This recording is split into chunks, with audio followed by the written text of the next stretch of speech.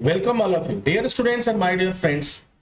Welcome back once again. मैं हूं doctor वेद और आज जो मैं बात करूंगा वह बात करेंगे कि एयर कंडीशन कैसे वर्क करता है, एक एसी कैसे वर्क करता है, चाहे वह स्प्लिट एसी हो या विंडो एसी हो या एचबीएसी हो, प्लांट एसी हो और किसी भी तरह का एयर कंडीशन हो, वह कैसे काम करता है, उसमें क्या क्या स्थितियां होती हैं, कैसे वह वर्क करता है, कैसे वह एक निश्चित एरिया को कूल कर देता है, ठंडा कर देता है, ये पूरी बात जानेंगे। डियर स्टूडेंट, एक बात तो आप यहाँ पे आप समझ जाइए कि एयर कंडीशन की अगर बात हो या रेफ्रिजरेशन की बात हो, उसमें रेफ्रिजरेटर की बात हो तो एक शब्द इस्तेमाल किया जाता है, रेफ्रिजरेशन।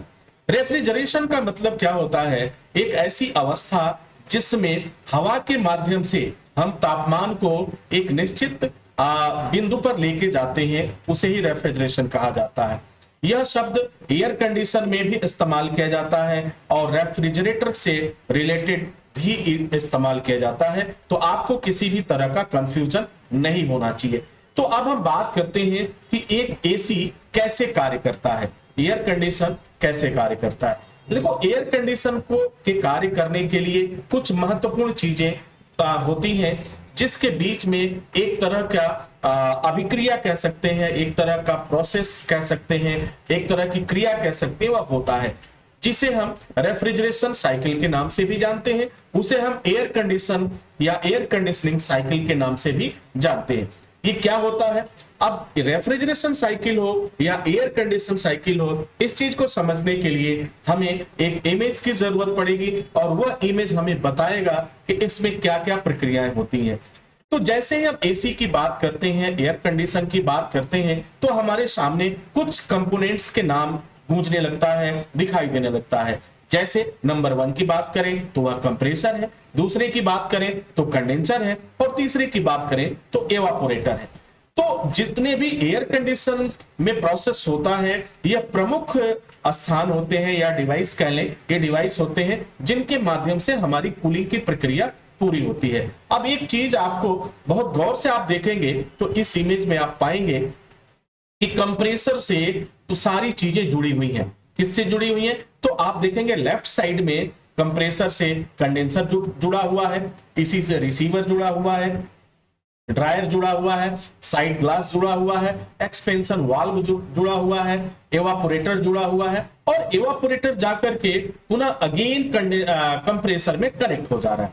यानी कहा जा सकता है कि एयर कंडीशनिंग साइकिल में या रेफ्रिजरेशन की साइकिल में दो या दो से अधिक कंपोनेंट को एक साथ कनेक्ट करने का कार्य कौन करता है? कंप्रेसर करता है।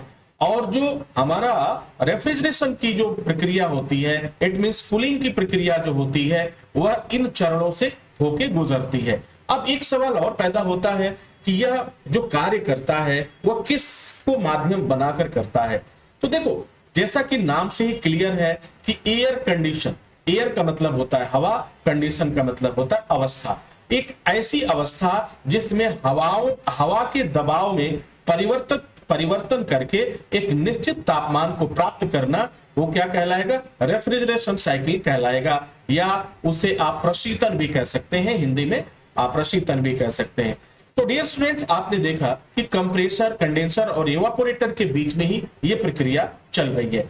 अगर हम एक बात कहें कि चाहे यह फ्रीज की बात करें, एचबीएसी की बात करें, एयर कंडीशन इस विंडो एसी की बात करें, स्प्लिट एसी की बात करें, सेंट्रल एसी की बात करें, प्लांट एसी की बात करें, दुनिया के जितने भी रेफ्रिजरेशन डिवाइस हैं जो कूलिंग का काम करते हैं, उसमें यही साइकिल कंप्लीट होता है।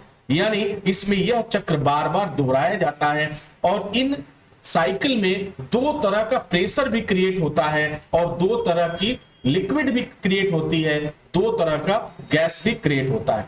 ठीक है, अब ये क्या चीज होगा, अब इससे थोड़ा सा और समझेंगे। तो एयर कंडीशन की जो साइक्लिंग होती है, जो कूलिंग की प्रोसेस होती है, उसमें दो तरह के प्रेशर आपको मिलता है। इसमें हम कहते हैं हाई प्रेशर और लो प्रेशर के नाम से जानते हैं। अगर हम लो प्रेशर की बात करें तो एवापोरेटर वह जगह है जहां पे लो प्रेशर क्रिएट होता है। अगर हाई प्रेशर की बात करें तो कंडेंसर वह जगह है जहां पर हाई प्रेशर क्रिएट होता है। अगर कंडेंसर को देखें तो कंडेंसर में दो तरह की अवस्थाएं होती हैं, एक हाई प्रेशर लिक्विड और एक हाई प्रेशर गैस। ये प्रक्रिया जो पूरी होगी वो कहां पर होगी? ये कंडेंसर में होगी। अगर लो प्रेशर लिक्विड की बात करें और हाई प्रेशर गैस की बात करें, लो प्रेशर लिक्विड और लो प्रेशर गैस की बात करें तो ये कंप्लीट होता है आपके इवापोरेटर में।